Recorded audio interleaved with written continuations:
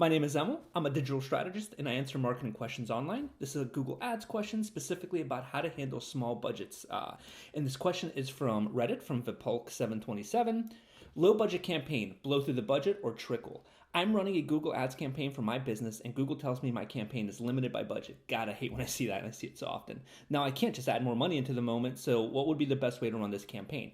Should you spend the $200 a day across 5 days or the $33 across the entirety of the month? I've asked this question many times. I've run dozens and dozens of campaigns A/B testing this, and this is what I found, and this is the factors that I apply to the decision making.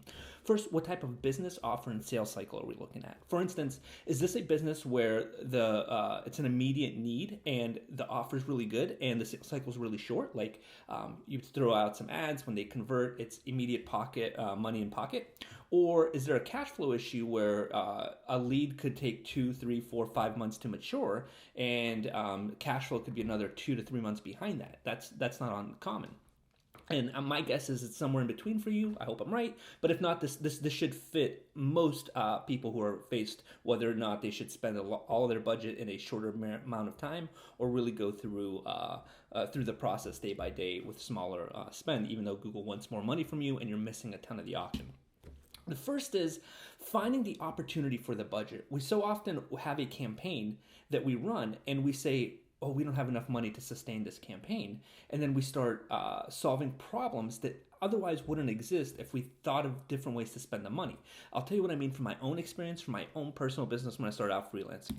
So I started out and I ran Google Ads consultant, right? So I was in search and I ran entire campaigns, really structured, professional, top-notch campaigns, but Google still wanted $250 from me. The main reason for that is the comp was so high, the value of the keywords for that specific campaign were super high, and the audience was actually too broad. Even something specific like Google Ads Agency or hire Google Ads Agency today, and anything in that realm still got a lot of tire kickers and people not ready to spend the money. They know they need it, but maybe the lead times were longer. So for me, when I started out as a freelancer, and this was years ago, I couldn't afford that. And this was years ago, it was $250 a day budget. Clearly not sustainable. There was no way I could afford to do this. The sales cycle was too long for my cash flow, and I was going to go under. So this was what I did. I went into a less crowded, less expensive space with the same budget. There's a term, how to optimize Google display ads at the time, that was, doing well. It got about 100, 150 searches a month. Google Ads was like $1, maybe 75 cents per click at the time for this.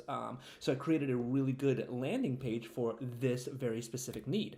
I ended up rocking this campaign for quite some time with just a $30 a day budget.